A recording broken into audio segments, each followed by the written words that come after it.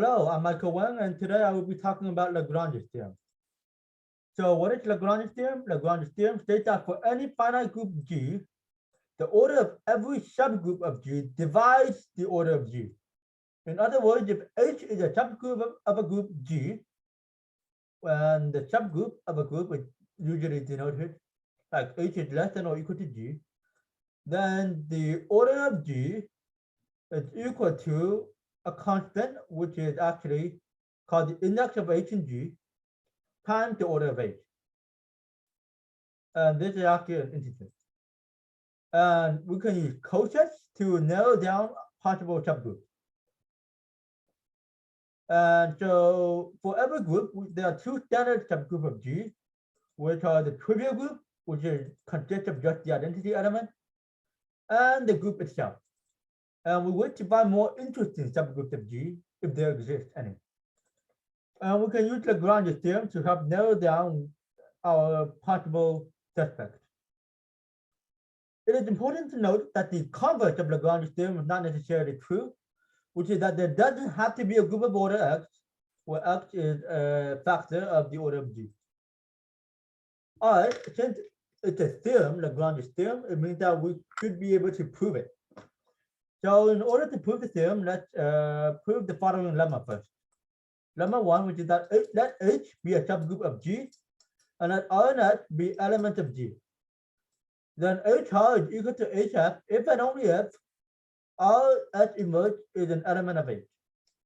Otherwise, HR and HS have no element in common. And similarly,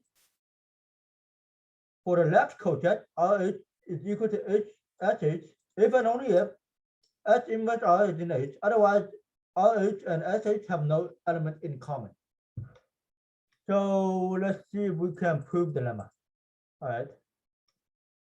And if RS inverse is equal to small h, which is an element of the group H, then H is equal to HH, because each right coset has the same cardinality as big H, as the group H. So one can biject X to XH to H to map to HH. And so if we multiply both sides, and H big H, and the element H is equal to RS inverse. And by the associative property, you can HR S inverse. And now we multiply both sides on the right by S. So HR is equal to HS. Conversely, if HR is equal to HS, then since R is an element of HR, since E is an element of H, the identity is an element of H, we have R is equal to H prime S for some H prime in the group H. Multiplying on the right by S inverse shows that RS inverse is H prime. Now suppose HR and HS have some element in common, that is H1R is equal to H2S for some H1 and HR in H. If we multiply on the right by S inverse and on the left by H1 inverse, we get RS inverse is equal to H1 inverse H2, which are elements in H. So HR is equal to HS. And we can do a similar proof for the left coset. So now we have proven lemma 1. And now we can do the full proof of Lagrange's theorem. So let G be a finite group of order n. The trivial group has order 1, which divides n, and the group itself has order n, which divides n. And so we have these two standard subgroups of G. And now we wish to find more interesting subgroups of G. So let H be a non-trivial proper subgroup of G.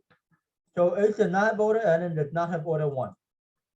Then let's take an element G1 in G. We can see that RH is equal to H because they have the same cardinality. And we note that G1H does not equal G because H is a proper subgroup of G.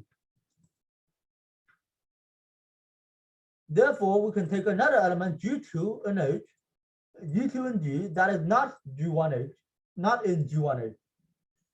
By lemma 1, G1H and G2H are disjoint because these two elements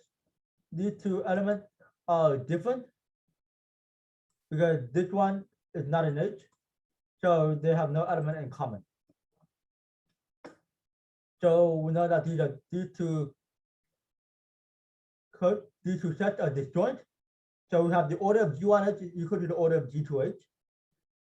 And we know that the intersection of G1H and G2H is the empty set. There's no element in common. And so G1H, the union of G1H and G2H has an order of twice of the order of H. And so we can continue until we have accounted for all the elements in G. Let's say we have repeated this process n times. So G is equal to G1H, the intersection of G1H, the union of G1H and G2H all the way up to GNH. And then the order of G is equal to n times the order of H. And so n, which is the integer, is the index of H in G.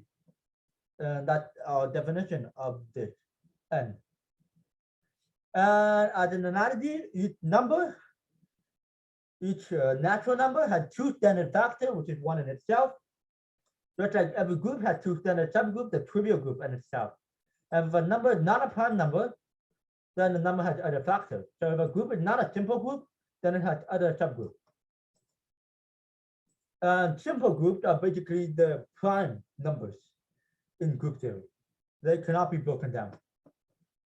And for an application, let's say we have a group of order 10,403. I don't know why one would have a group of that order, but let's assume we have a group of that order. Then by Lagrange's theorem, the only possible non-trivial subgroups have orders that are factors of 10,403, which are 101 and 103.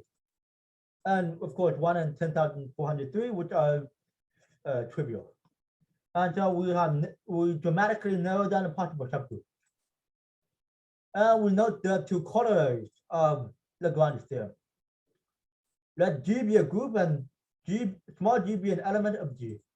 Then the order of G divides the order of big G because it is equal to the order of the cyclic subgroup generated by small g.